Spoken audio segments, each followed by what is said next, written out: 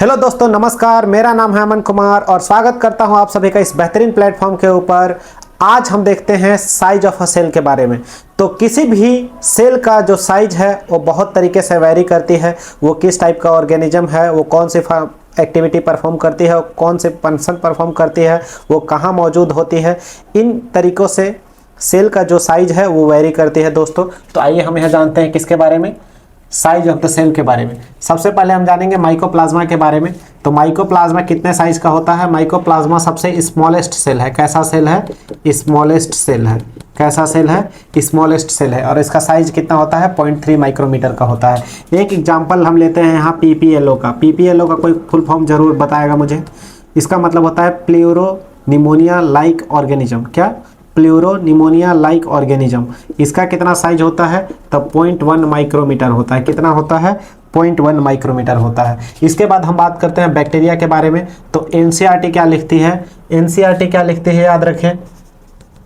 NCERT क्या लगती है कि जो बैक्टीरिया का साइज है वो कितना होता है? 3 to 5 माइक्रोमीटर होता है।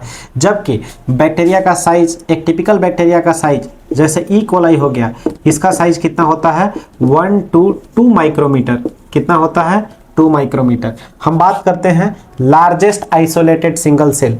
किसकी बात करते हैं? Largest isolated single cell. वो कौन सी सेल है जो कि लार्जेस्ट आइसोलेटेड सिंगल सेल है? तो वो है एग ऑफ एन ऑस्ट्रिच। जो ऑस्ट्रिच का जो एग होता है वो कैसा है? लार्जेस्ट आइसोलेटेड सिंगल सेल है। जबकि अगर हम बात करते हैं ह्यूमन रेड ब्लड सेल के बारे में, तो उसका कितना है? 7 माइक्रोमीटर इन डायमीटर। जो ह्यूमन का आरबीसी होता है, जो रेड ब्लड सेल होता है, उसका डायमीटर कितना है? 7 माइक्रोमीटर। हम बात करते हैं नर्व सेल के बारे में। किसके बारे में? नर्व सेल के बारे में। तो नर्व सेल कहाँ पाया जाता है? मल्टी सेल्यूलर ऑर्गेनिज्म का जो नर्व सेल है, क्या है? मल्टी सेल्यूलर ऑर्गेनिज्म का जो नर्व सेल है वो कैसा है? लॉन्गेस्ट सेल है। कैसा सेल है? लॉन्गेस्ट सेल है। अब बात करते हैं शेप ऑफ द सेल के बारे में। तो सबसे पहले बात करते हैं शेप ऑफ द सेल के बारे में। क्या बोलेंगे शेप ऑफ द सेल के बारे में? तो shape of the cell vary करता है किस बेसिस पर कि वो किस टाइप का फंक्शन क्या कर रहा है? परफॉर्म कर रहा है। The shape of a cell vary according to the function they perform. क्या? किस टाइप का फंक्शन वो सेल परफॉर्म कर रहा है, उसके बेसिस पर शेप ऑफ सेल चेंज होते रहता है। इसके बाद और क्या बात करेंगे?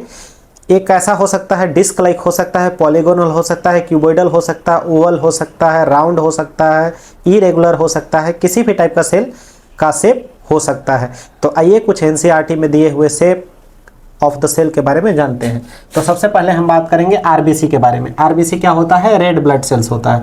तो इसका शेप कैसा है? राउंड है और बाइकॉन्केव है। डब्ल्यूबीसी मतलब व्हाइट ब्लड सेल्स, इसका शेप कैसा है? एमीबॉइडल है। एमीबॉइड का मतलब लाइक एन अमीबा। क्या? Like an amoeba. अमीबा का कोई शेप नहीं होता, लेकिन एमीबॉइड शेप इसको बोलते हैं। Columnar epithelium. कॉलमनर एपिथेलियम कैसा होता है? लॉन्ग एंड नैरो होते हैं। जबकि नर्व सेल कैसे होते हैं? ब्रांच्ड एंड लॉन्ग होते हैं।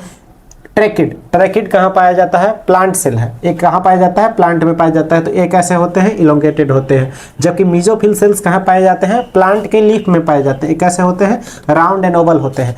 इससे पहले हम लोगों ने देखा था साइज ऑफ अ सेल के बारे में। तो आप एनसीईआरटी में रेफर करिए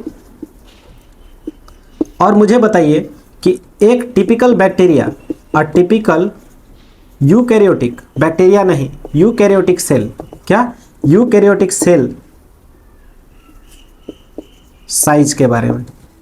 और मुझे आप क्या बताइए? वायरस के साइज के बारे में। This is will be your homework. Thank you. आज के लिए इतना ही। मिलते हैं नेक्स्ट लेक्चर पे। Thank you so much.